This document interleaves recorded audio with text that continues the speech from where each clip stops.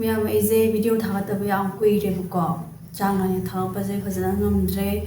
thama hele ai isa ngamudrebuko nabase typhoid narure ado hojipudi pharaga su isa se kai haini phajana cham thakpa yagidabado aduduna aise isa udi khara solibuko ado miyam ngasi video sidi miyam dum thumbnail ubda dum miyam khangamani yam nungaitaba thodok haitare ko haibase miyam khangde tabada yamna thajadaba thodok haitare ko yamna thajadaba yamna pendaba yam nungaitaba thodok ni thoise wari jili jar agebo mati ama mayam kai haiduno wari je libazili thokpase ngamdre ko haibam je khangdaba haitare thamoida laiba mayam jinda haidokpase kayani ngamdaba haitare ko ado mayam yam nuaite tholokse ngarang ji mayam ai ji chak thongai da pung 12 makhai adam tare ko misamana aimonda message tharak pa haitare misamita gi pau tar ran hange ko ai ji yam pakhatle haibdi pakhalabdi misamita ji mayam ai han haijarange misamita se ai ngawai lesaringe da school mati ama pura eba ko school situ pu matamda misamita haise thawala thopam degine duga mana mayum pa masina khongjom tekcham da pan bane ado school sida aina changma ka da class puminara pa haidare class amda puminare e adum aina kai haini aina khangdaba knowledge oiro ama oiro adum phajana share tawminabado miss mai taw si doragadi angang si mai taw phagani photgani haiba ingon knowledge me ama takpi rupado du oyebako hoi leminary mayam sina so ingon takpi ko ado kai haini numti class ta puminaramba leminaramba adagi yaksunda koirakpa cherawa da ching kaminaba mayam layebako ado misamita se marak aigasu WhatsApp da message adum thanayebako magi status bu ainu uragasu dum hangba adagi haiba adagi manasu dum aingonda hangakpa tharpa adum paw phawnayebako marak da aina naringe makta ju WhatsApp da message adum thanayebako miss na wathuna phara kholo adum aingonda wish bibiyebako aduga Sunday sida ade emit tawbagi ko bed hipaga photo ama thamebako adai aina misanga unadroba hostan da leira pakholba na maina message thanayebako numitu da aina message hanbangam howdaw da nongalaga monday gi pungni pan sida aina message se hanba kan sida miss edu message da halakidrebako ai budi khallebako odida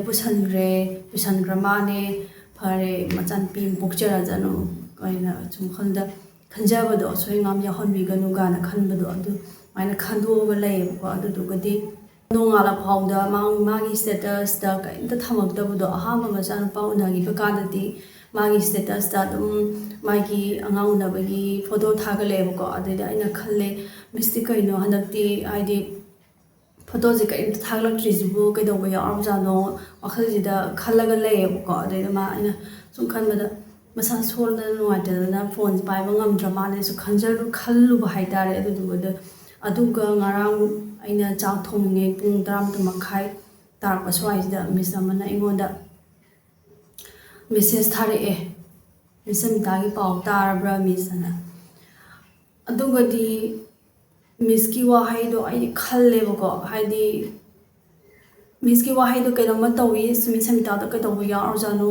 angang di su tawba mandi mama dune miski khwai je na is phakhalaga message am hallebako adudugadi adumaina pawje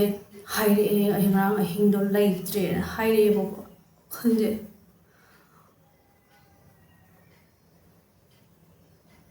adumaina ngarang ahingdo laitre kholtre na hairebo adaida aije kaini khangawdana pi jirum lepu yadra haitare ko khangda pi tare pi lepu yadra adu aije paw je am khangba haitare duga message nga thanabasida aije phone oiro wai saningbudo du oirebko adu phone wai saningbugo be aije ꯐꯣꯟꯁꯦ ꯇꯧꯔꯛꯀꯦ ꯍꯥꯏꯕ ꯀꯥꯟꯗ ꯃꯤꯁꯅ class ꯇꯧꯔꯤ ꯈꯣꯠꯂꯦꯅ ꯍꯥꯏꯔꯦ ꯑꯗꯨꯒ message ꯊꯥꯅꯕꯁꯦ ꯉꯔꯥꯡ operation ꯇꯧꯔꯕ ꯃꯇꯨꯡ ꯁꯨꯃꯥꯏꯅ ꯑꯣꯄꯔꯦꯁꯟ ꯂꯣꯏꯔꯒ ꯂꯩꯇꯕꯅꯤ ꯍꯥꯏꯌꯦꯕꯀꯣ ꯑꯗꯨꯒ ꯑꯩꯁꯦ ꯐꯣꯟ ꯊꯝꯕ ꯃꯇꯨꯡꯁꯤꯗꯕꯨ ꯆꯥꯛꯁꯦ ꯂꯣꯏꯁꯟꯗꯤ ꯈꯪꯗ꯭ꯔꯦꯕꯀꯣ ꯏꯟꯖꯥꯡꯁꯦ ꯃꯩ ꯂꯩꯊꯔꯒ ꯀꯩ ꯍꯥꯏꯅꯤ ꯋꯥꯈꯜꯁꯦ ꯌꯥꯝ ꯊꯥꯖꯗꯕ ꯍꯥꯏꯇꯥꯔꯦꯀꯣ ꯍꯥꯏꯗꯤ ꯉꯔꯥꯡ ꯅꯍꯥꯟꯗ ꯑꯩꯒ ꯃꯦꯁꯦꯁ ꯊꯥꯅꯔꯝꯃꯒ ꯑꯗꯒꯤ ꯃꯁꯥ ꯀꯩ ꯍꯥꯏꯅꯤ ꯈꯪꯗꯦꯗ ꯃꯌꯥꯝ ꯍꯥꯏꯐꯝ ꯈꯪꯗꯦ ꯋꯥꯔꯤꯁꯦ ꯑꯗꯨꯒ ꯅꯨꯡꯊꯤꯟꯁꯤꯗ ꯑꯩꯅ ꯑꯃꯨꯛ ꯏꯃꯥꯟꯅꯕꯤꯗ ꯑꯃꯨꯛ ꯐꯣꯟ ꯇꯧꯔꯀꯥꯟꯗ ꯍꯪꯕꯁꯤꯗ ꯃꯣꯏꯒꯤ ꯃꯤꯁ ꯁꯕꯤꯇꯥꯁꯤꯒꯤ ꯃꯔꯤ ꯃꯇꯥ ꯏꯃꯨꯡꯅꯦꯕꯀꯣ ꯑꯩꯅ ꯐꯣꯟ ꯇꯧꯔꯤꯕ ꯏꯃꯥꯟꯅꯕꯤꯁꯦ ꯑꯗ ꯍꯪꯕ ꯀꯥꯟꯗ ꯃꯤꯁꯀꯤ ꯃꯆꯦ ꯊꯣꯛꯄ ꯑꯃ ꯑꯩꯈꯣꯏꯒꯤ ꯗ꯭ꯌꯨꯇꯤ ꯇꯥꯔ ꯂꯩ ꯍꯥꯏꯌꯦꯕꯀꯣ ꯀꯔꯤꯗ ꯍꯣꯁꯄꯤꯇꯥꯜꯗ ꯒꯥꯔꯗ ꯍꯥꯏꯒꯗ꯭ꯔꯥ ꯀꯥꯎꯔꯛꯑꯦ ꯏꯃꯥꯟꯅꯕꯤꯅ ꯍꯥꯏꯔꯛꯄꯗꯣ ꯄꯨꯈꯠꯂꯕ ꯃꯇꯨꯡ ꯃꯤꯁꯀꯤ ꯏꯆꯦ ꯊꯣꯛꯄꯗꯣ ꯑꯗ ꯃꯤꯁꯅ ꯍꯥꯏꯌꯦꯕꯀꯣ ꯑꯩ ꯏꯆꯦ ꯑꯩ ꯌꯥꯝ ꯋꯥꯏ ꯂꯣꯡꯉꯒ ꯍꯤꯞꯄꯁꯦ ꯑꯩ ꯁꯣꯔ ꯍꯣꯟꯕ ꯌꯥꯝ ꯋꯥꯏ ꯈꯣꯠꯂꯦ ꯑꯗꯨꯝ ꯍꯥꯏꯌꯦꯕꯀꯣ ꯑꯗꯣ ꯑꯩ ꯆꯦꯞꯄꯒ ꯍꯤꯞꯀꯦ ꯑꯩ ꯌꯥꯝ ꯋꯥꯏꯑꯦꯅ ꯃꯌꯥꯝꯁꯨ ꯂꯣꯏꯅ ꯈꯪꯉꯝꯃꯅꯤꯀꯣ ꯉꯔꯥꯡ ꯄꯥꯎꯗ ꯃꯤꯁꯀꯤ ꯏꯄꯨꯔꯣꯏꯕꯅ ꯃꯤꯁꯀꯤ ꯅꯨꯄꯥꯅ ꯍꯥꯏꯕ ꯋꯥꯔꯤ ꯑꯃꯗꯤ ꯃꯤꯁꯀꯤ ꯏꯃꯥꯗꯨꯅ ꯍꯥꯏꯕ ꯁꯥꯕ ꯋꯥꯔꯤ ꯃꯌꯥꯝꯗꯣ ꯇꯥꯕꯗ ꯂꯥꯜꯂꯤꯕꯁꯦ ꯁꯣꯏꯔꯤꯕꯁꯦ ꯀꯅꯥꯅꯣ ꯍꯥꯏꯕꯗꯣ ꯈꯪꯉꯝꯃꯅꯦꯕꯀꯣ Date 27 District Hospital Thobalda admit tawjabani delivery gi tang 29 July 2025 ayuk pung 8:35 rom chatpa matamda delivery OT da pusangi adugi matungda pung 13 kunthra angang OT loiraga puthorakhi adu puthora matungda 12 ta matamda mama puthorakhi doctor na hai ayu problem laite aina adugi matungda ward ta shift tawgi adugi matungda masa nuaitaba naba thinba horakhi matam chana nursing da haiki report piki adubu operation tawda sugumna na chikpa na haibasi regular ne haina punamak tawnai haina pakhum pirakhi adugi matungda toina henjalakpadagi moina pain killer su kapi hai adugi matungda numidang pung 10 khare helakpa daida serious oirakhi akoi chinggen duna yenguba matamda masadu yamna serious oina leramki sorbo khonba ngamdoi leramki doctor da hairuda oxygen puraga lakhi asumna sining chitta sibagi matam yoraba matamda oxygen poraga doctor na senbagi mahuta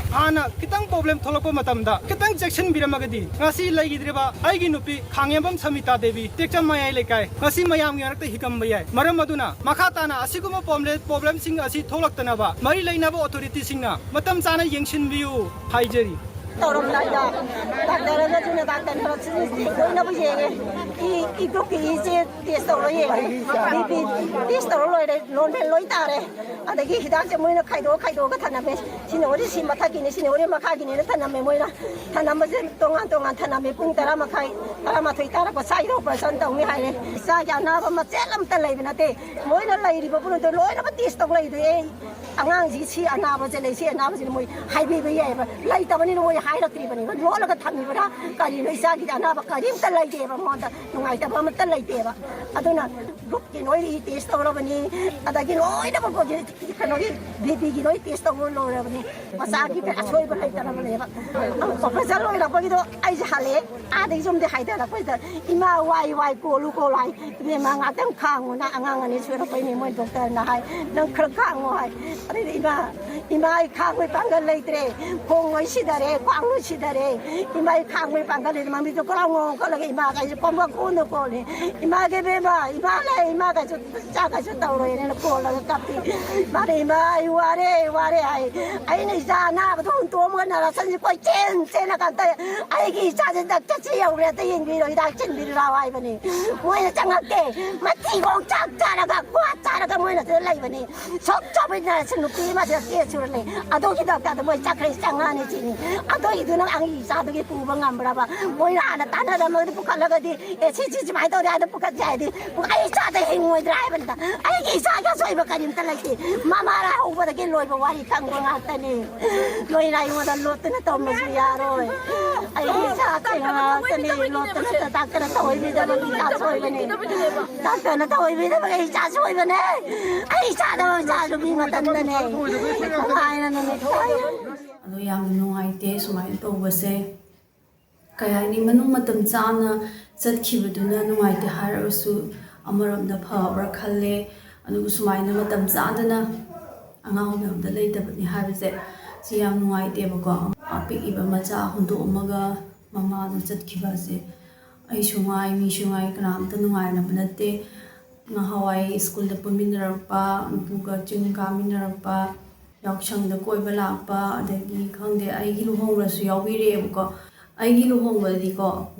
ꯃꯤꯁ ꯍꯣꯏ ꯃꯌꯥꯝ ꯂꯥꯛꯄꯤꯗꯅ ꯍꯔꯥꯎ ꯍꯔꯥꯎ ꯏꯟꯖꯣꯏ ꯇꯧꯃꯤꯟꯅꯈꯤ ꯑꯗꯨꯒ